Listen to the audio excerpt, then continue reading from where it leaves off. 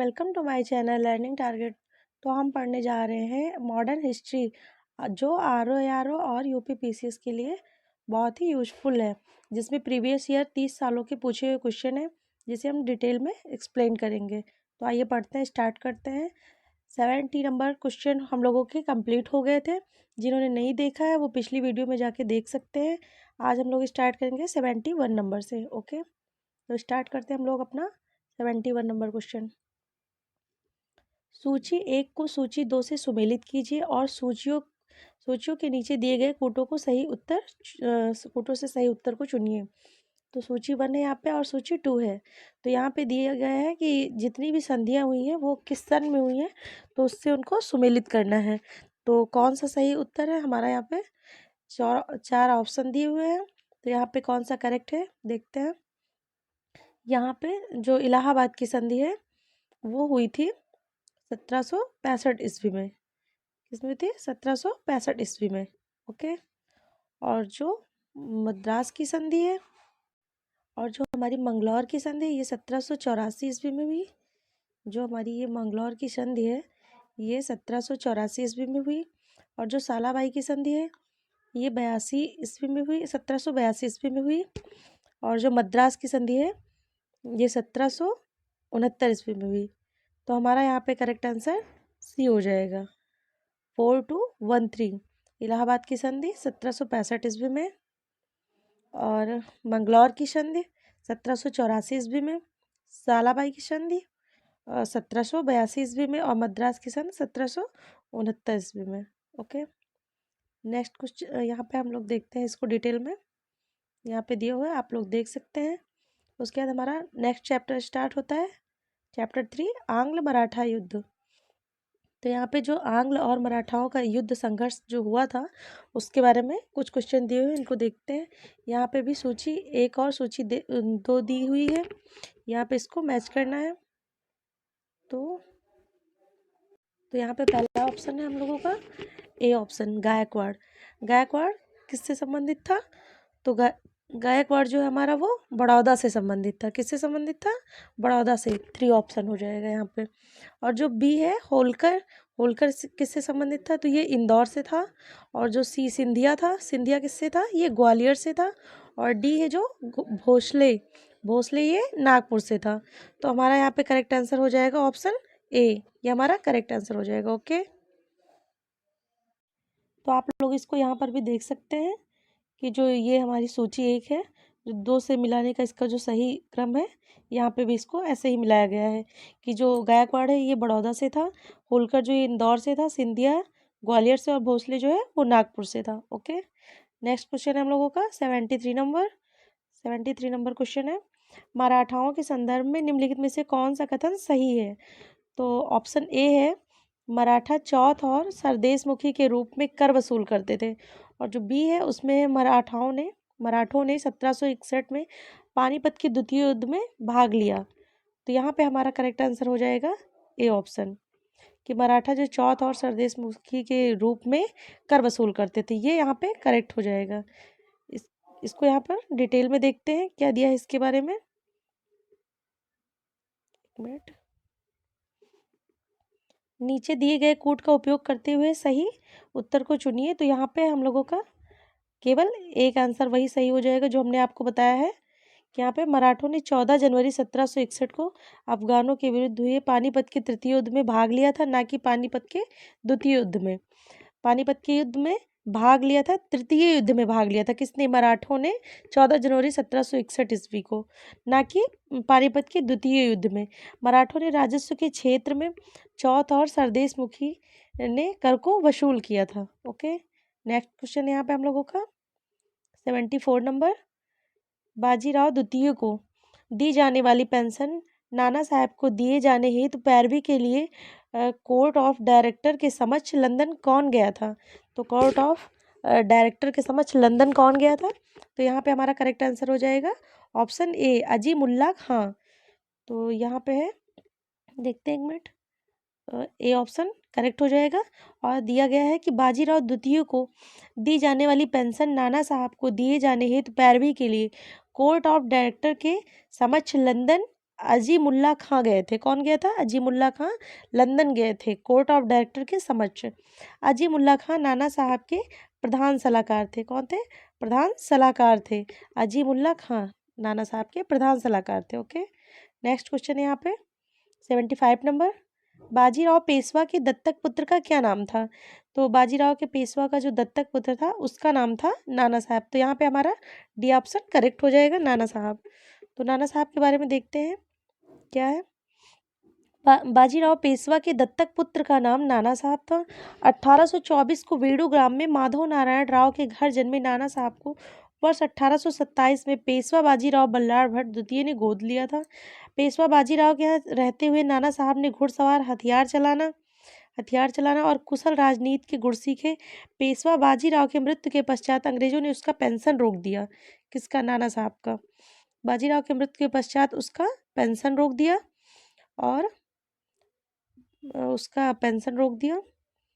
और नाना साहब ने तात्या टोपे के साथ मिलकर 1857 में ब्रिटिश के खिलाफ कानपुर में बगावत प्रारंभ कर दी। 1857 में ब्रिटिश के खिलाफ कानपुर में बगावत प्रारंभ कर दी नाना साहब ने तात्या टोपे के साथ मिलकर। ओके, नेक्स्ट क्वेश्चन है हम लोगों का यहाँ पे 76 नंबर। निम्न में से किसने भारत में अंग्रेजों का सर्वाधिक विरोध किया?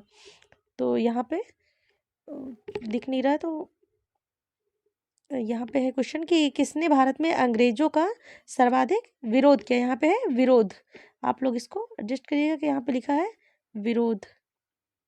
ओके, विरोध किया तो किसने विरोध किया? मराठाओं ने विरोध किया। भारत में अंग्रेजों का विरोध किसने किया? मराठाओं ने किया। मराठाओं के बारे में देखते हैं क्या है यहाँ पे। भारत में अंग्रेजों का सर्वाधिक प्रबल विरोध मराठाओं ने किया, परंतु पानीपत के तृतीय युद्ध 1761 के पश्चात भारत में मराठों की श्रेष्ठता समाप्त हो गई। कब समाप्त हो गई मराठों की श्रेष्ठता? पानीपत के तृतीय युद्ध जो 1761 में हुआ था उसके पश्चात मराठों की श्रेष्ठता भारत में समाप्त हो गई, जिसका अंग्रेजों ने लाभ उठाया। वेले जली ने सन 1802 ईस्वी में पेशवा को बरसीन की सहायक संधि करने के लिए बाध्य किया और सन 1818 ईस्वी में लॉर्ड हेस्टिंग ने मराठाओं का पूर्ण उन्मूलन कर भारत में ब्रिटिश सर्वोच्चता की स्थापना की। ओके, नेक्स्ट क्वेश्चन है यहाँ पे हम लोगों का 77 नंबर। 13 जून 1817 को पुणे की संधि पर किसने हस्ताक्षर किए? 13 जून 1817 की जो पुणे की संधि थी उस पर किसने हस्ताक्षर किए? तो ऑप्शन बी हमारा करेक्ट हो जाएगा, बाजीराव द्वितीय ने किए। बाजीराव द्वितीय के बारे में देखते हैं यहाँ पे क्या है। 13 जून 1817 को पुणे की संधि हुई। 13 जून 1817 को पुणे की संधि हुई जिसमें पेशवा बाजीराव द्वितीय ने हस्ताक्षर किए। इसके द्वारा मराठा भंग कर दिया गया तथा पेशवा का नेतृत्व समाप्त हो गया। पेशवा को अहमदनगर का दुर्ग, बुंदेलखंड, मालवा तथा शेष भारत का अधिकार कंपनी को देना पड़ा तथा पूना में अंग्रेजी सेना रखने की अनुमति भी पेशवा को देनी पड़ी। ओके, नेक्स्ट क्वेश्चन यहाँ पे हम लोगों का आंग्ल मराठा युद्ध से संबंधित निम्नलिखित संधियों को पढ़ें। तो यहाँ पे कौन कौन सी संधि है?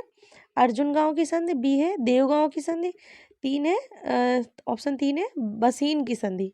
तो यहाँ पे जो हमारा करेक्ट आंसर है वो हो जाएगा डी। तो इसको सही कोट जो है ये उसकी संधियों के सही कालानुक्रम का पता करें कि पहले कौन सी संधि हुई थी। तो बरसीन की संधि, ऑप्शन डी हमारा करेक्ट हो जाएगा। 3, 2, 1 बसीन की संधि और देवगांव की संधि और उसके बाद हुई थी अर्जुन गांव की संधि। ओके, नेक्स्ट क्वेश्चन है यहाँ पे, इसको डिटेल में एक बार देखते हैं यहाँ पे इन संधियों के बारे में।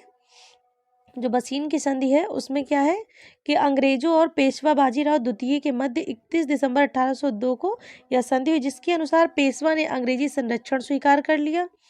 और जो देवगांव की संधि हुई उसमें भोसले एवं अंग्रेजों के बीच 17 दिसंबर 1803 में ये संधि हुई। इस संधि के अनुसार भोसले ने अंग्रेजों को बालासोर सहित कटक का प्रांत तथा वर्धा नदी के पश्चिम का अपना राज्य सौंप दिया। उसने नागपुर में एक ब्रिटिश रेजिडेंसी रखना स्वीकार किया। इस पद पर एम एल्फिस्टन को वहां भेज दिया गया।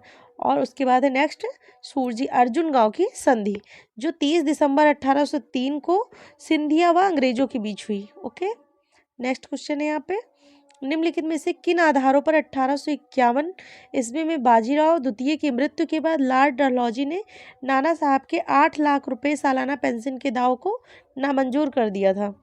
तो ऑप्शन है यहाँ पे एक है ऑप्शन, नाना साहब बाजीराव द्वितीय का लड़का नहीं था, और नाना साहब की अंग्रेजों के शत्रुओं से साठगांठ थी, और ऑप्शन 3 है पेंशन की मंजूरी वंशानुगत नहीं थी, ऑप्शन 4 है बाजीराव द्वितीय की संपत्ति परिवार के भरण पोषण के लिए पर्याप्त थी।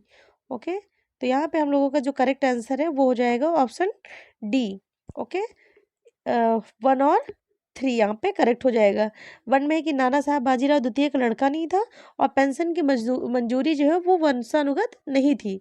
ओके, इसको एक बार डिटेल में यहाँ पे पढ़ते हैं कि 1851 में बाजीराव द्वितीय की मृत्यु के बाद, बाजीराव द्वितीय की मृत्यु कब हुई थी? 1851 में। तो बाजीराव द्वितीय की मृत्यु के बाद लॉर्ड डलहौजी ने उसके दत्तक पुत्र यानी कि नाना साहब के 8 लाख रुपए सालाना पेंशन के दाव को नामंजूर कर दिया, क्योंकि पेंशन निजी तौर पर बाजीराव द्वितीय को दी गई थी, पेंशन की मंजूरी वंशानुगत नहीं थी। ओके, निम्नलिखित में से कौन सा युग्म सुमेलित नहीं है? तो यहाँ पे जो हम लोगों का युग्म जो है ये सुमेलित नहीं है, यानी कि निगेटिव ऑप्शन को ढूंढना है। तो यहाँ पे जो पहला ऑप्शन है हेक्टर मुनरो, तो हेक्टर मुनरो जो है ये किस में शामिल हुए थे? बक्सर के युद्ध में। लॉर्ड हेस्टिंग्स जो है वो आंग्ल नेपाल युद्ध में शामिल हुए, और लॉर्ड वेलेजली जो है वो चतुर्थ आंग्ल मैसूर युद्ध में थे। लेकिन जो लॉर्ड कॉर्नवालिस है इसमें जो ये है तृतीय आंग्ल मराठा युद्ध, तो हमारा यहाँ पे डी ऑप्शन करेक्ट हो जाएगा, क्योंकि इसमें निगेटिव पूछा है कि कौन सा युग्म सुमेलित नहीं है। तो लॉर्ड कॉर्नवालिस जो है इन्होंने तृतीय आंग्ल मराठा युद्ध में भाग नहीं लिया था। तो तृतीय आंग्ल मराठा युद्ध में किसने भाग लिया था? तो देखते हैं यहाँ पे एक बार इसको। तृतीय आंग्ल मराठा युद्ध कब हुआ था? 1817 से 1818 ईस्वी तक लड़ा गया। यह युद्ध अंतिम रूप से लॉर्ड हेस्टिंग के समय 1813 से 23 में लड़ा गया, ना कि कॉर्नवालिस के समय में, लॉर्ड कॉर्नवालिस के समय में। कब लड़ा गया? लॉर्ड हेस्टिंग के समय में लड़ा गया है तृतीय आंग्ल मराठा युद्ध। ओके, यहाँ पे दिया गया है एक बार, ये सारे युद्ध दिए हुए हैं, उनके ईयर दिए हैं तथा उनके जो युद्ध हुआ है और उनका ईयर भी दिया हुआ है, लेकिन उस टाइम जो गवर्नर थे वो कौन थे वो भी यहाँ पर दिया हुआ है। तो एक बार हम लोग इसको भी पढ़ते हैं। बक्सर का युद्ध 1764 में हुआ। उस समय उस टाइम उसका गवर्नर जनरल जो था वेलस्टार्ट था, और जो यहाँ पे प्रथम आंग्ल मैसूर युद्ध हुआ 1767 से 69 तक हुआ, यहाँ पे वेरलेस्ट जो वो गवर्नर जनरल था। और तृतीय आंग्ल मैसूर युद्ध जो हुआ है, द्वितीय आंग्ल मैसूर युद्ध द्वितीय आंग्ल मैसूर युद्ध जो है 1780 से 84 तक हुआ। यहाँ पे गवर्नर जनरल जो है वो वारेन हेस्टिंग्स था। जो तृतीय आंग्ल मैसूर युद्ध हुआ वो 1790 से 1792 में हुआ, यहाँ पर लॉर्ड कॉर्नवालिस था। और जो चतुर्थ आंग्ल मैसूर युद्ध हुआ ये 1799 में हुआ, यहाँ पे लॉर्ड वेलेजली था प्रथम, वो लॉर्ड वेलेजली जो यहाँ पे गवर्नर जनरल था उस टाइम। लेकिन यहाँ पे जो है ये प्रथम आंग्ल मराठा युद्ध, अब यहाँ पे आंग्ल मराठाओं का युद्ध स्टार्ट हो गया यहाँ पे 1775 से 1782 तक प्रथम आंग्ल मराठा युद्ध हुआ। यहाँ पे वारेन हेस्टिंग्स था यहाँ पे गवर्नर जनरल। और यहाँ पे मराठाओं के बारे में और भी युद्ध है यहाँ पे। तो जो द्वितीय आंग्ल मराठा युद्ध है वो कब हुआ? तो द्वितीय आंग्ल मराठा युद्ध जो है वो 1803 से 1805 में हुआ। उस टाइम यहाँ पर गवर्नर जनरल लॉर्ड वेलेजली था। द्वितीय आंग्ल मराठा युद्ध कब हुआ? 1817 से 1818 के बीच हुआ। उस टाइम यहाँ पर गवर्नर जनरल लॉर्ड हेस्टिंग्स था। और जो आंग्ल नेपाल युद्ध हुआ था वो 1814 से 1600 तक हुआ। उस टाइम यहाँ पर गवर्नर जनरल, उस टाइम भी यहाँ पर लॉर्ड हेस्टिंग्स था। यानी कि जो तृतीय आंग्ल मराठा युद्ध हुआ उस टाइम भी गवर्नर जनरल लॉर्ड हेस्टिंग्स था, लेकिन जो आंग्ल नेपाल युद्ध हुआ उस टाइम भी गवर्नर जनरल लॉर्ड हेस्टिंग्स था। Okay, clear. नेक्स्ट चैप्टर है हम लोगों का 4th चैप्टर है ईस्ट इंडिया कंपनी और बंगाल के नवाब। यानी कि जो EIC है, ईस्ट इंडिया कंपनी और बंगाल के जो नवाब हैं इनके बारे में यहाँ पे कुछ क्वेश्चन दिए हुए हैं, इनको भी हम लोग यहाँ पर देखते हैं। 81 नंबर क्वेश्चन है, निम्नलिखित में से कौन एक सुमेलित नहीं है? तो कौन सा यहाँ पे सुमेलित नहीं है देखते हैं। यहाँ पे कुछ राज्य दिए गए हैं और ये उसके संस्थापक, तो इसको हम लोगों को सुमेलित करना है कि इसमें से कौन सा एक सुमेलित नहीं है। तो यहाँ पे हमारा करेक्ट आंसर हो जाएगा डी ऑप्शन, रुहेलखंड। इसके संस्थापक सआदत खान नहीं है, तो ये हमारा सुमेलित नहीं है। बाकी जो हैदराबाद है उसके संस्थापक चिनकिलिच खां थे।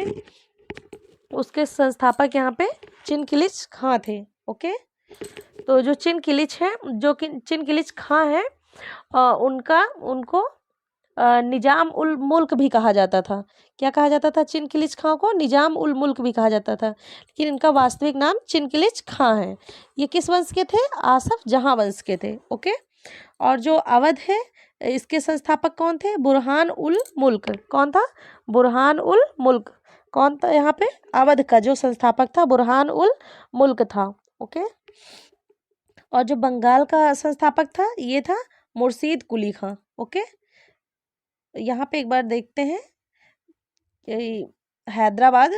ये देखिए यहाँ पे हैदराबाद जो है ये चिनकिलिच खां इसके संस्थापक थे। अवध का बुरहान उल मुल्क था जिसे सआदत खां भी कहते हैं।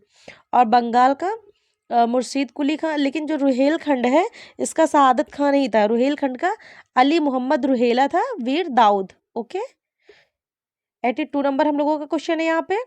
प्लासी का युद्ध। प्लासी का युद्ध कब हुआ था? 1757 ईस्वी में। 23 जून 1757 को प्लासी का युद्ध हुआ। तो यहाँ पे प्लासी के युद्ध में ब्रिटिश विजय का प्रमुख प्रतिफल क्या था?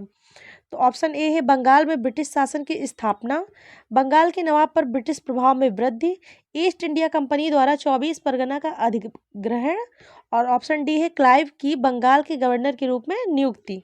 ओके, तो यहाँ पे हमारा करेक्ट आंसर हो जाएगा ऑप्शन बी, बंगाल के नवाब पर ब्रिटिश प्रभाव में वृद्धि। ये वहाँ ब्रिटिश विजय का प्रमुख ये प्रतिफल था।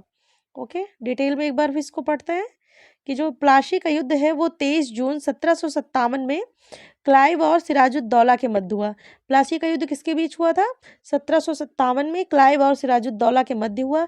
इस युद्ध के पश्चात बंगाल में अंग्रेजों के अधिकार में वृद्धि हुई। हालांकि सैद्धांतिक रूप से प्लासी के युद्ध के बाद भी अंग्रेजों का भारत में वाणिज्यिक स्वरूप ही बना रहा। ओके, यहाँ पे 83 नंबर हम लोगों का क्वेश्चन है। प्लासी के युद्ध में पराजय के पश्चात सिराजुद्दौला लड़ाई के मैदान से भाग निकला। निम्नलिखित में से उसने किस वाहन का प्रयोग किया? तो यहाँ पे करेक्ट आंसर हो जाएगा हम लोगों का ऑप्शन ए, ऊंट का प्रयोग उसने किया था। तो यहाँ पे है, डिटेल में एक बार इसको पढ़ते हैं। प्लासी का युद्ध 23 जून 1757 को प्रारंभ हुआ। इस युद्ध में एक ओर ब्रिटिश ईस्ट इंडिया कंपनी की सेना थी और दूसरी ओर बंगाल के नवाब की सेना। कंपनी की सेना ने रॉबर्ट क्लाइव के नेतृत्व में नवाब सिराजुद्दौला को हरा दिया। सिराजुद्दौला जो है वो सिराज भी चुपके से ऊँट पर बैठकर युद्ध मैदान से भाग गया। सिराजुद्दौला का मुर्शिदाबाद में मीर जाफर के पुत्र मीरान ने कत्ल करवा दिया।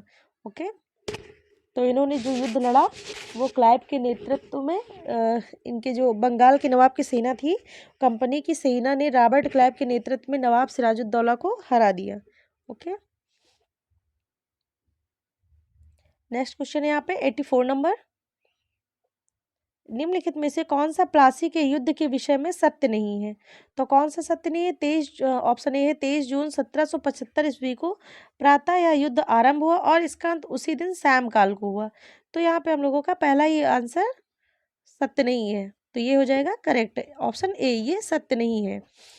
और बी ऑप्शन है यहाँ सिराजुद्दौला ने मीर जाफर को अपने युद्ध के दौरान अपने कैंप में बुलाया था। और जो ऑप्शन सी है यहाँ पे नवाब की तोपखाने के प्रमुख मीर मदन की हत्या युद्ध के आरंभ में हुई। और ऑप्शन डी है 23 जून को दिन के मध्य में नवाब युद्ध का मैदान छोड़कर पलायित हो गया। तो ऑप्शन ए हमारा यहाँ पे करेक्ट हो जाएगा। और यहाँ पे नेक्स्ट क्वेश्चन है हम लोगों का, इसको एक बार डिटेल में पढ़ते हैं क्या हुआ था। बंगाल के नवाब सिराजुद्दौला तथा रॉबर्ट क्लाइव के मध्य प्लासी का युद्ध हुआ। क्लाइव ने नवाब पर दोषारोपण किया, उसने अलीनगर की संधि की शर्तों का पालन नहीं किया और नवाब का उत्तर मिलने से पहले ही वह अपनी सेनाओं को लेकर प्लासी के मैदान की ओर चल दिया। जून 1757 को प्लासी का युद्ध हुआ। षड्यंत्र के कारण नवाब की अधिकांश सेना ने युद्ध में भाग नहीं लिया, जिसका दाहिना भाग राय दुर्लभ राय और बायां भाग मीर जाफर के नेतृत्व में था, जो दोनों अंग्रेजों से मिले हुए थे। यहाँ पे सिराजुद्दौला इसलिए हार गया क्योंकि उसका जो सेनापति था मीर जाफर, उसने ही उसको धोखा दे दिया, वो जाके अंग्रेजों से मिल गया। नवाब भाग खड़ा हुआ, नवाब जो है वो भाग खड़ा हुआ, परंतु राजमहल के निकट उसे पकड़ लिया गया और मुर्शिदाबाद भेज दिया गया। वहां पर मीर जाफर के लड़के मीरन ने उसका मोहम्मद बेग के द्वारा कत्ल करा दिया। 24 जून को मीर जाफर मुर्शिदाबाद पहुंचा और 5 दिन पश्चात क्लाइव ने वहां पहुंचकर उसे बंगाल, बिहार एवं उड़ीसा का नवाब घोषित कर दिया। ओके, 85 नंबर क्वेश्चन है हम लोगों का यहाँ पे। निम्नलिखित में से किस कवि ने प्लासी की लड़ाई को एक स्थायी दुख भरी रात कहा है? तो किसने कहा है यहाँ पे? नवीन चंद्र सेन ने। ऑप्शन है यहाँ पे करेक्ट हो जाएगा। एक स्थायी दुख भरी रात किस कवि ने कहा है? नवीन चंद्र सेन ने। किसको? प्लासी की लड़ाई को। तो यहाँ पे इसको एक बार डिटेल में भी पढ़ते हैं। बंगाली कवि नवीन चंद्र सेन ने प्लासी के युद्ध के परिणाम को एक स्थायी दुख भरी रात कहा था, जबकि सर यदुनाथ सरकार ने कहा कि प्लासी की हार से मंदगामी था अविदित यशस्वी उषा काल का उदय हुआ, जैसा विश्व के किसी अन्य स्थान पर नहीं देखा गया। वास्तव में पुनर्जागरण था। वस्तुतः यह कथन अंग्रेजों की चाटुकारिता थी। ओके, नेक्स्ट क्वेश्चन है हम लोगों का 86 नंबर। बक्सर की लड़ाई में अंग्रेजों के खिलाफ किन भारतीय शासकों ने हिस्सा लिया? बक्सर की लड़ाई में अंग्रेजों के खिलाफ किन भारतीय शासकों ने हिस्सा लिया? तो यहाँ पे हमारा करेक्ट आंसर हो जाएगा ऑप्शन ए, शाह आलम और सुराजुद्दौला और मीर कासिम। तो जो शाह आलम है वो मुगल का था और जो सुजाउद्दौला है वो अवध का था। शाह आलम मुगल का था और जो सुजाउद्दौला है ये अवध का था और मीर कासिम कहाँ का नवाब था? ये बंगाल का था। तो इन शासकों ने बक्सर की लड़ाई में हिस्सा लिया, लेकिन ये तीनों ही बक्सर की लड़ाई में हार गए और ईस्ट इंडिया कंपनी की जीत हुई, जिसका नेतृत्व कौन कर रहा था? हेक्टर मुनरो कर रहा था। ओके, इसको एक बार पढ़ते हैं यहाँ पे। बक्सर का युद्ध 22 अक्टूबर 1764 को मीर कासिम के संग व कंपनी के सेनापति हेक्टर मुनरो के मध्य हुआ। मीर कासिम के संग में मीर कासिम के अलावा अवध के नवाब सुजाउद्दौला और शरणार्थी मुगल शासक शाह आलम द्वितीय थे। मुनरो के नेतृत्व में अंग्रेजी सेना ने संयुक्त सेना को बुरी तरह पराजित किया। सुजाउद्दौला व शाह आलम द्वितीय ने कंपनी के समक्ष आत्मसमर्पण कर दिया और मीर कासिम दिल्ली भाग गया और 1777 में वहां पर इसकी मृत्यु हो गई। ओके, नेक्स्ट क्वेश्चन है हम लोगों का 87 नंबर। निम्नलिखित घटनाओं पर विचार कीजिए। तो पहला ऑप्शन है क्लाइव का पुनः भारत अभियान, इलाहाबाद की संधि, बक्सर का युद्ध और वॉरेन हेस्टिंग्स का भारत का गवर्नर बनना। तो यहाँ पे हम लोगों का करेक्ट आंसर हो जाएगा ऑप्शन बी, 3124। तो पहले कौन सा युद्ध हुआ था? बक्सर का युद्ध हुआ। उसके बाद क्लाइव का पुनः भारत आगमन हुआ। बक्सर का युद्ध हुआ, उसमें क्लाइव को बुलाया गया जिसने प्लासी का युद्ध लड़ा। तो यहाँ पे पहले बक्सर का युद्ध होता है, फिर क्लाइव का पुनः भारत अभियान शुरू होता है। उसके बाद फिर इलाहाबाद की संधि होती है 1765 ईस्वी में। 1765 ईस्वी में इलाहाबाद की संधि होती है। ओके, 1765 ईस्वी में इलाहाबाद की संधि होती है और उसके बाद वॉरेन हेस्टिंग्स का भारत का गवर्नर बनना, ये 4 नंबर पे। तो यहाँ पे हमारा बी ऑप्शन करेक्ट हो जाएगा। ओके, यहाँ पे है बक्सर का युद्ध 22 अक्टूबर 1764 को हुआ और क्लाइव का पुनः भारत आगमन 1765 को हुआ और इलाहाबाद की संधि भी 16 अगस्त 1765 को हुई। वॉरेन हेस्टिंग्स का भारत का गवर्नर बनना ये 1773 ईस्वी में हुआ। वॉरेन हेस्टिंग्स भारत का गवर्नर जनरल नहीं बल्कि बंगाल का गवर्नर जनरल था। ये भारत का गवर्नर जनरल नहीं लेकिन बंगाल का ये गवर्नर जनरल था। कौन? Warren Hastings. Okay, next question है यहाँ पे हम लोगों का 90 नंबर। किस गवर्नर जनरल के कार्यकाल में ईस्ट इंडिया कंपनी को शहंशाह शाह आलम द्वारा बंगाल, बिहार तथा उड़ीसा में दीवानी अधिकार दिए गए? तो किसे दिए गए? लॉर्ड क्लाइव को दिए गए। तो यहाँ पे है बक्सर का युद्ध जो 1764 ईस्वी में होता है। कब हुआ था ये बक्सर का युद्ध? 1764 ईस्वी में। तो बक्सर युद्ध 1764 ईस्वी में हुआ। उसके बाद इलाहाबाद की संधि हुई जो 16 अगस्त 1765 ईस्वी को। इसके अनुसार भगौड़े शाह आलम द्वितीय को अंग्रेजी संरक्षण में ले लिया गया तथा उन्हें इलाहाबाद में रखा गया और शाह आलम द्वितीय ने अपने 1765 ईस्वी के फरमान द्वारा कंपनी को बंगाल, बिहार तथा उड़ीसा को दीवानी स्थायी रूप से दे दी, जिसके बदले में कंपनी ने सम्राट को 26 लाख रुपए देगी तथा निजामत के व्यय के लिए 53 लाख रुपए देगी। उस समय गवर्नर लॉर्ड क्लाइव था। इलाहाबाद की दूसरी संधि 16 अगस्त 1765 ईस्वी में अवध नवाब शुजाउद्दौला के और क्लाइव के बीच हुई। इस संधि के अनुसार अंग्रेजों का बंगाल के बाद अवध में भी कर मुक्त व्यापार की सुविधा प्राप्त हो गई। ओके, तो आज की क्लास हम लोगों की यहीं पे समाप्त होती है। आप लोगों को क्लास कैसी लगी आप लोग जरूर बताइएगा। अगर क्लास अच्छी लगी हो तो लाइक शेयर प्लीज़ ज़रूर करिएगा। Okay, thank you.